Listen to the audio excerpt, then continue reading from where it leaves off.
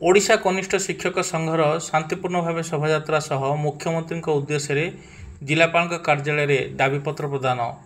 रायगढ़ जिला ओडिशा कनिष्ठ शिक्षक मानक आज दिन गोटे समय एक विराट शोभायात्रा आसी मुख्यमंत्री उद्देश्य जिलापाल निकट एक दाबीपत्र प्रदान कर 2/8/25 होता निष्पत्ति चिठी संख्या 21268 को पुनर्बार सरकार अनुमोदन करंतु बोली उल्लेख रही।